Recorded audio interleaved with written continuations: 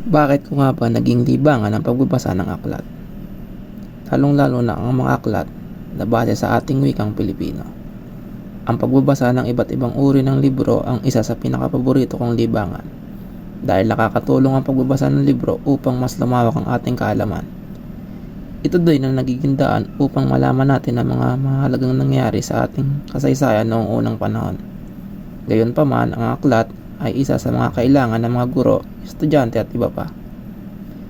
Dito natin malalaman ang mga impormasyon na kailangan nating malaman. Karamihan sa mga kabataan ngayon, hindi na nagbabasa ng libro dahil sa mayroon ng teknolohiya. Naway kahit mayroon ng mga teknolohiya, ay kinakailangan pa rin nating gamitin ang libro o ang aklat. Dahil sa pagbabasa ng aklat, mas madedevelop ang ating pagbabasa ng mga salitang Ingles man o Tagalog. Maraming mga istorya sa aklat na magaganda, ang sarap pakinggan, at nagbibigay aral sa atin, lalong-lalo na sa mga kabataan. Habang bata pa, naway sanayan na natin ang ating sarili na magbasa ng libro.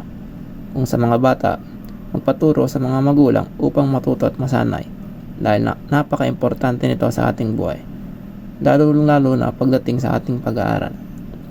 Naway pakaingatan natin ang mga luma o bagong aklat dahil darating ang panahon na kakailanganin natin ito at sa mga susunod pang henerasyon. Dapat sabihin at ipagyabong rin natin sa mga susunod na henerasyon na gamitin ng maayos sa mga aklat dahil isa ito sa gabay sa ating buhay at pag-aaral patungo sa ating kinabukasan.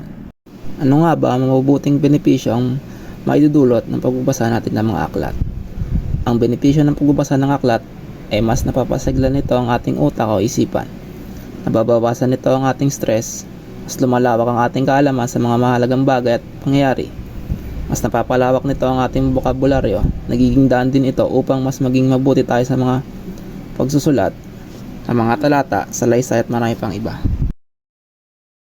Ang huling katanungan, kung akin bang irerekomenda ang aking libangan sa aking mga kaibigan? Ang aking mga libangan ay aking irerekomenda sa aking mga kaibigan dahil alam ko na labis itong makakatulong sa kanilang buhay. Bilang isang mabuting kaibigan na labis na nagmamahal sa aking mga kaibigan, ay gusto ko ding malaman at matutunan ng lahat ng aking mga kaibigan ang lahat ng aking mga nalalaman. Dahil magagamit nila ito sa maraming paraan ng kanilang buhay, tulad na lamang sa kanilang pag-aaral. Gayunpaman, mas gusto kong mas matutunan nila ang kahalagahan ng ating sariling wika at kung ano magiging mabuting benepisyo nito sa kanilang buhay bilang isang Pilipino. Ang aking libangan tulad ng pagbabasa ng mga aklat na base sa ating wikang Pilipino ang isa sa pinakaibabahagi ko sa aking mga kaibigan dahil sumisimbolo ito sa ating sarili bilang isang mamayanang Pilipino. At ang pagpapahalaga din sa ating sariling wika ang nagpapakita ng totoong pagmamahal natin sa ating sariling wikang Pilipino. At panghuli, kaya ako irerekomenda ito sa aking mga kaibigan dahil maaari din nila itong ibahagi sa ibang mga tao.